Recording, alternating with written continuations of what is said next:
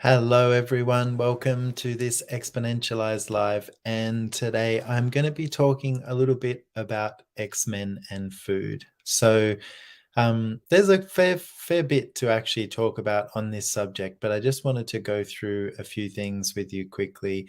You might notice as an X-Men, you have a little bit of a different relationship with food than people around you. I know for me personally, I often, want to have breakfast at dinner time and dinner at breakfast time. So, you know, it it seems to be for me a case of everything is the opposite of what it appears to be. Um, X-Men tend to think a lot, or they're often aware of a lot of thoughts, feelings, and emotions. And so their brains also work in a different way. So often, X-Men will like a lot of sugar because basically the brain uses a lot of sugar, and 90% of the sugar that you ingest in your body actually gets used by your brain. So yeah, you might find that that's something for you. So it's also about acknowledging that everybody is different. Okay, so it's like if there's something that I'm talking about here and it's not what works for you, that's because you're different. And it doesn't mean you're not an X-Men or whatever. It just means, your body is a little bit different. So just a few things on something that I've found and that you might also find with your body is that it's like basically food is so one of the things that Gary Douglas talks about food being is like a homeopathic for your body. And so you might find, if you sit down to eat a meal, the first 3 to 4 bites are like orgasmic and you can taste all the flavors and your body's just like, yes. And then about halfway through, it starts to not taste so good. And then by the end of it, you're basically just eating to fill space. So just a few things to look at. It's like if you did actually look at food as a homeopathic for your body, it's like being in question of what your body requires. And it's like, does your body require actually as much food as you're giving it? Sometimes bodies only really desire, like one meal a day. Sometimes bodies desire to snack all day. Sometimes bodies desire to not eat for a few days and then have one day of like eating a lot. And, it changes from time to time. So it's really also about cultivating this place of being in question with your body about what it desires. Um, yeah. So also in terms of creating like space with eating. So Grace Douglas, Gary's daughter, one time mentioned that she eats for what will create space with her body. And when I heard that, I was like, wow, that's such a different point of view. And I started to apply it. Like I started to ask, okay, so with the food, it's like if I eat you, will you create space with my body?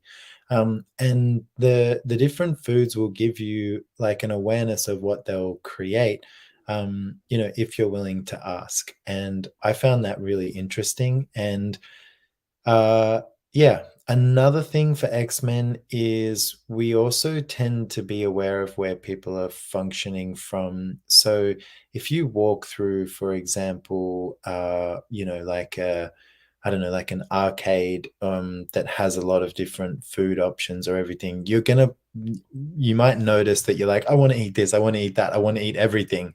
And that might be because you're actually being aware of, the people around you, okay, enjoying their meals at the restaurants or choosing which restaurant they'd like to go to. So just be aware with food that it's one of these places where you can be quite easily susceptible to other people's points of view.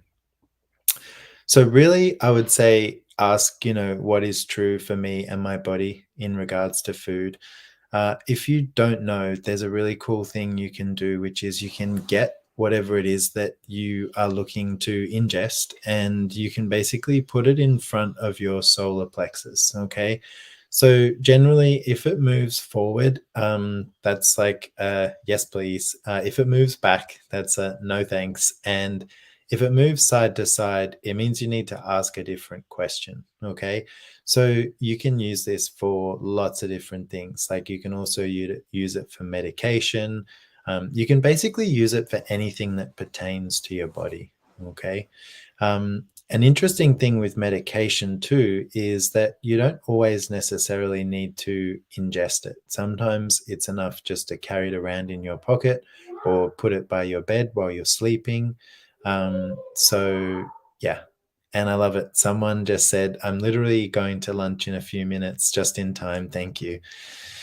I like that when, you turn on live or something like that and it's talking about exactly what's going on in your world. So my pleasure.